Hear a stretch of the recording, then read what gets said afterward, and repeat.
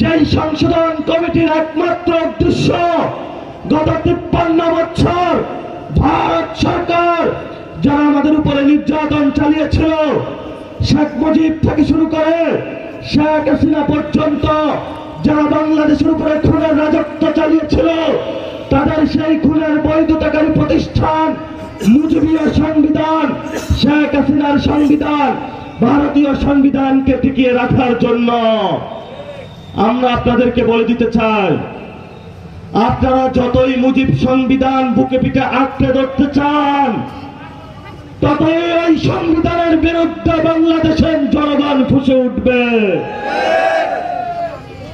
যদি মনে করেন জনগণের হকে ইলেকশনের আগে বলেছি ভোট দাও, আমরা সংস্কার বাস্তবায়ন করব, ইলেকশনের পরে গদি মোটা হয়ে গিয়েছে, এখন আর জনগণকে গুনার টাইম নাই।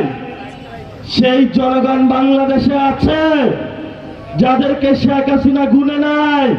শেখ হাসিনার গদিতে গিয়ে সেই জনগণ কিন্তু আগুন লাগাইয়া দিয়েছিল। শেখ হাসিনার আসন আরো বেশি ছিল, 200 আসন পেয়ে তারেক রহমান এত পাংখা গজাইছে, এত আকাশে উঠতেছে। আমরা বলে দিতে চাই, বাংলাদেশের সংস্কার যদি না হয় সব পাখনা ভেঙে মাটিতে পড়ে যাবে। ওনারা আমাদেরকে চুপ করাইতে চায়। আপনারা দেখেছেন ইন্ডিয়াতে গরুর হাটের মতন বিভিন্ন দলের এমপি মন্ত্রীকে কেনাবেচা চলছে। তারেক রহমান সেই বিজেপি সরকারের মডেল অনুসরণ করে বাংলাদেশে বিভিন্ন দলকে কাউকে সেক্রেটারি পোস্ট দিয়ে, কাউকে সকালবেলায় জুতা টানার পোস্ট দিয়ে, কাউকে হলো গালি দেওয়ার পোস্ট দিয়ে,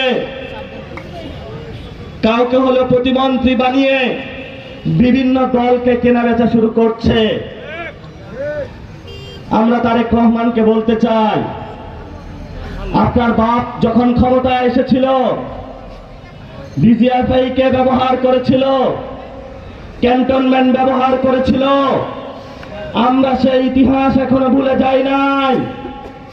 কিন্তু আপনার বাপ যাদেরকে দলে নিয়ে এসেছিল এই ধরনের কেনাবেচা করে নিয়ে এসে নাই। তারা এসেছে দাঁড়িয়েছিল যে সিপাহী জনতার যে অভ্যুত্থান সংগঠিত হয়েছিল সেই